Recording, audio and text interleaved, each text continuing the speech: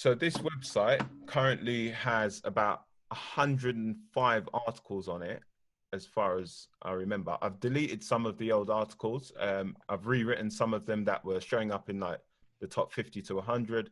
The other ones that were just not showing up in the SERPs, I've assessed them. Some of them were bad quality, so I just got rid of them because they're not showing anything, no traffic, anything like that.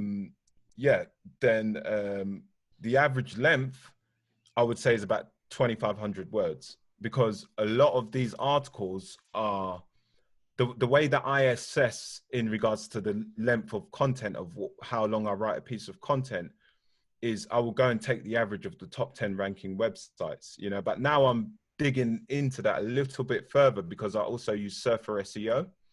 So I'm actually identifying the sites that are relative to mine. And then obviously it gives me a different average to if you just take an overall average of the top 10. So sometimes I'm only taking an average of like 4 or 6 out of the top 10 websites. All right. But they're all long content, yeah. Okay. And then what's the breakdown, sort of informational versus affiliate product review type content? Okay, so this is one of the other switches that I'm making on the site at the moment. So it was predominantly focused, as I said, with an income school approach. So I had about 80% informational content and then 20% buyer intent. Yeah. So I think, you know, there was a stage where it was like about maybe 70 articles that were completely informational. So I've been making a switch and a transition with the site because I know that Google kind of sees you as, they'll either bless you for buyer intent content and they'll see you as a review type website, or they'll bless you for informational and you're a good resource for information. So I don't know how that's going to work out, to be honest. I don't know if anyone's really made those kind of transitions in the past, but that's part of what I share on the channel and what people love, you know? So I'm now trying to turn the site from 80% informational to 80% buyer intent, you know? So that's the transition that I'm making. Gotcha. And with that said, around the silos, and you mentioned hubs, so can you sort of explain how you set it up in a, you know, a smart technical SEO way there? Yeah, so this is something that I've really been honing in on recently. It was something that I never established on the site, first of all. So I've had to do quite a few redirects via the htaccess file as well. But the way that I set up my content now, and I was doing some research today, and it's given me so much information. What I've realized is that some articles, like some hubs that are composed of different articles within a certain topic, can rank without even having an article on the topic. So I'm in the dog space, like for this, it's a pet website, a dog website. And, you know, if you type best dog food, you can see like silo pages ranking without even having an article. So all they are is like having a bunch of different lists of different dog foods for different dogs and breeds and whatever. And they're relatively low competition. But then what they've done is they compiled that all into one page. And then they obviously have hierarchy via the permalink, you know? So what you want to do is select parent pages when you're building out these silos. So the way I'll do that is I'll have one main article, just say, for example, best dog food. Like that's something that you might never rank for, but if you want to give yourself a chance, this is the way that you could approach it. So I'll go and write the best dog food article. And then there's going to be all subcategories of that subpages, so subtopics. So it'll be like best dog food for golden retrievers, best dog food for German shepherds, you know, or best dog food in summertime, whatever it may be. Yeah. Mm-hmm. You're going to go build out all these subtopics, and you're going to establish a lot of trust and a lot of authority there because they're of lower competition. You're going to find it a lot easier to rank, and it might not require a lot of links to rank those articles.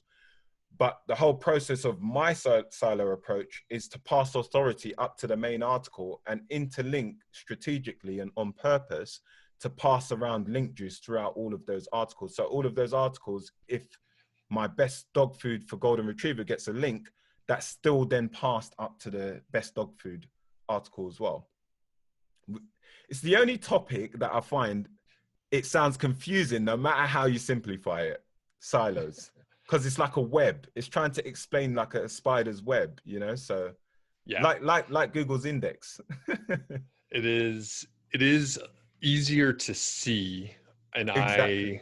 when I first, started learning about Yeah. this topic, Mm. I, did a ton of research like you're talking about, Yeah. and then wrote an article. So if people are interested on niche site project, you can like look up WordPress silos and it sort of explains it. Mm. And I think it could be a little confusing for Mm. people, and then you kind of have to architect this ahead of time. You Mm. gave a great example with the dog food.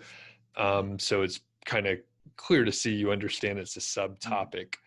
And there's a concept of like the virtual silo. So you're linking in a way like you would in an actual silo where you have parent pages and child Mm. pages, but in the virtual silo you don't actually set up that hierarchy. You Mm. just link intentionally. So do you play around with the virtual silos, or you just stick to the actual physical I'm just silos? doing the physical silo, so I'm actually selecting parent pages, Okay. but I understand the concept of that because you're just contextually linking like as you would with the parent page, but without having it in the permalink, I'd imagine. Yeah. Yep. Yeah, that's exactly right. And then you end up, when I first learned about this silo concept, I tried to do it, and Mm. then I ended up with like really long and weird Yeah. URLs Yeah. because I didn't name the pages in a Yeah. short Okay. format, which, yeah, so you realize That's that. another thing, yeah, because that's a video within itself. But when you're doing these parent pages, that's another thing. It needs to be something very short, 1 or 2 keywords, and very broad, because then all your sub pages are going to build out the permalinks. So it, people probably already confused at this point watching the video. But yeah, so that's what I've been doing recently anyway. And I think what the general approach is it's a lot different when you're building out a website using silos to just building a website, because everything is very strategic and planned beforehand. So you generally are going to build out your biggest articles first and then build out everything underneath that. Whereas when you take a general approach, like when I started online, I was just building random articles like here, there, and everywhere, So it's a lot more strategic, and you sometimes, I mean, I personally have it all in an Excel spreadsheet, so I know exactly what goes where and whatever else. Right. And the advice that I usually give people if they're starting out, like, don't try to do the silo, Nah. because you'll fuck up the Yeah. architecture at the beginning, and then you'll have to go back and fix it. Yeah. So And if you don't know what's it can be very painful, because if you have to change permalinks and you're already in the index, then Google has to re-understand that, and you might have to resubmit the new URLs. It might not even rank where it was before, and yeah, so and you may have to 301 redirect if you had some links going to it. So yeah, yeah, just everyone keep it simple at the beginning, yeah, and then you can make it complicated later. yeah.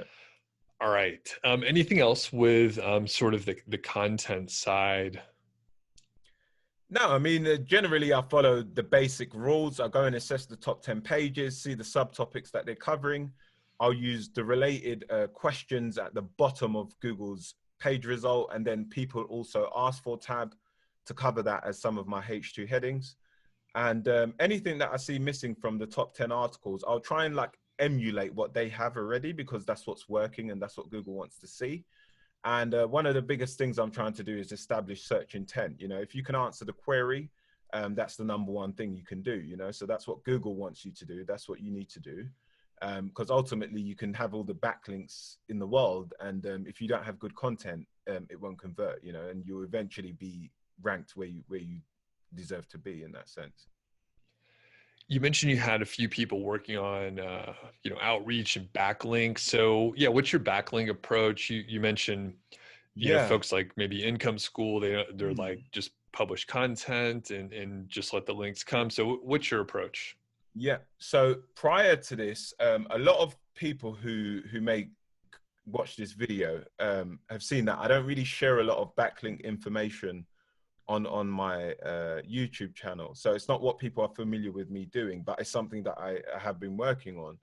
So I went and purchased the course that I learned everything that I know from is Matt Diggity's Affiliate Lab. So that's where I've taken, you know, my information on backlinks. I've tweaked it and changed it a bit because I don't have the kind of budget that he requires for his strategy. But my general approach is, because one of my most important things is the anchor text ratios. You know, it needs to be balanced with what's already ranking in the SERPs. So I use Linkio for that. I don't know if you've heard of that. It actually plugs into onto Ahrefs. So it pulls all the data from Ahrefs API, and it basically suggests your links to you. So it doesn't tell you what links to build, like the authority or whatever else, but it will tell you the next like 20 anchors that you need to build. So it will actually give you like, okay, this one needs to be a target keyword. This one needs to be that. And the way you collect that information is you actually go and assess the top 10 ranking articles for the specific keyword that you're trying to target. And then it builds out an average of the anchor text. So then you can see, okay, this one, next one. So the next link that you go and get, it might need to be a branded anchor. You know, this one might need to be a different one. So we'll actually, I don't know, I'll actually show you that tool after if you haven't seen it. You've probably seen something similar. And then what I do is for the outreach process, I don't want, like personally, I'm not going to go do all of the hard work of going out and reaching out to people and sending emails and all of that, you know, and using Ninja Outreach and all that, because that's another expense that I have to take on, or a lot of manual work when I can focus on content and editing and publishing, because I believe that's still the 80-20 of SEO, you know. So I actually hire people, and then they have those tools and they go out and reach out. So my process is sometimes I'm going and seeing all of the websites that are linking to, just say, for example, I'm targeting best dog food, as I used it earlier.